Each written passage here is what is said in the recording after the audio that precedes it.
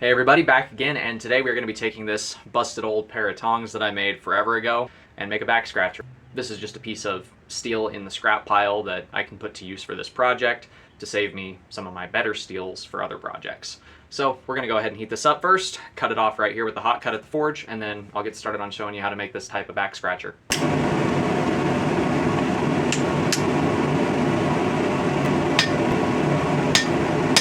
I just ripped off that section.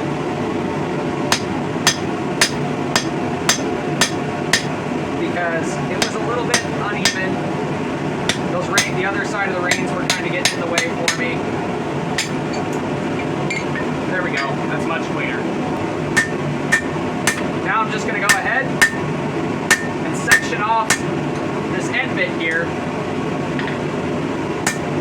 This is going to become the side that will form our claw, so to speak. So now that we've got that section squared off, I'm going to go to the other side and square off the section that's going to become our handle, and then we can start stretching out that center to create some length.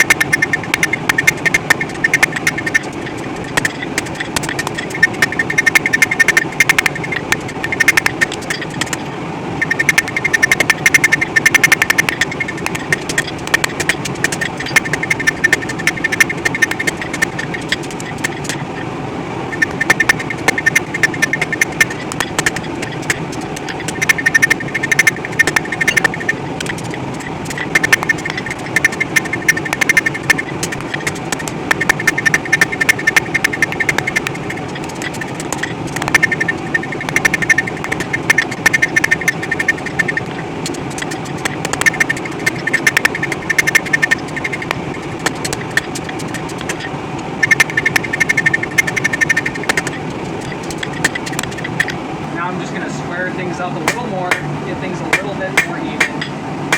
We're going to have a slight taper up towards this section. That'll be where I form my claw, so to speak, for the scratchy scratch part.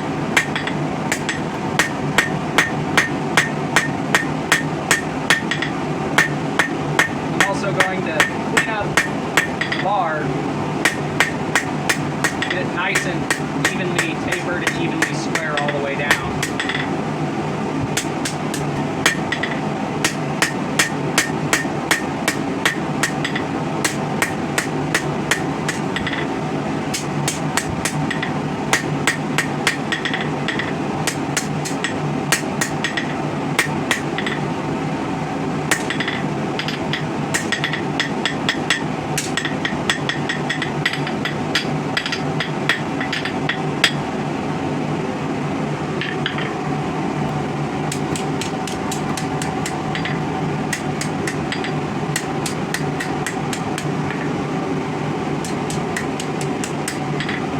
Go ahead and I'm going to flatten out that mold that we left on the end, as well as that taper that we've established underneath it.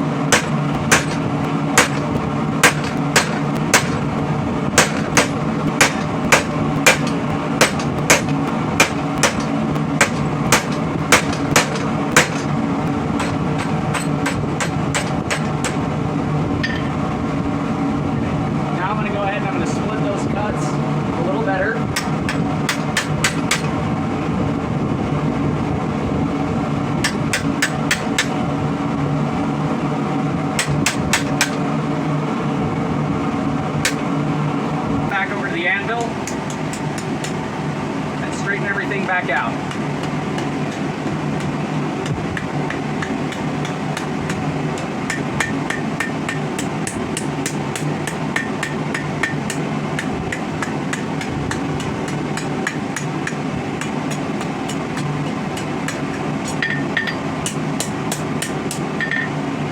So we've got our claws cleaned up.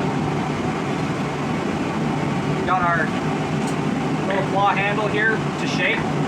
Now I can go ahead and start working this into its final shape, this whole shank. And then once that shank's all cleaned up, we can work out our handle. Square up our corners first. Before we do anything else, we're going to get our corners rounded up, I should say, not squared up. We're going from square to hexagonal.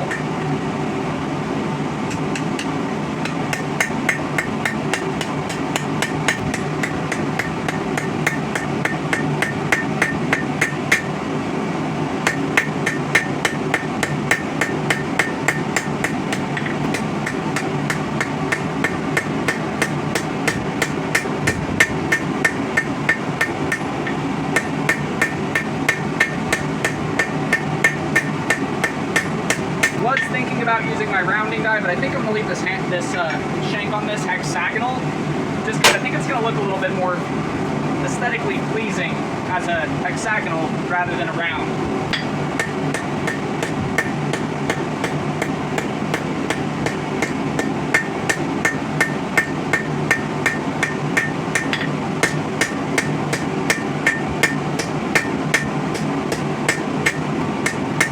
Where I made that initial taper from my round section to my square section, I'm going to start to kind of blend those areas a little.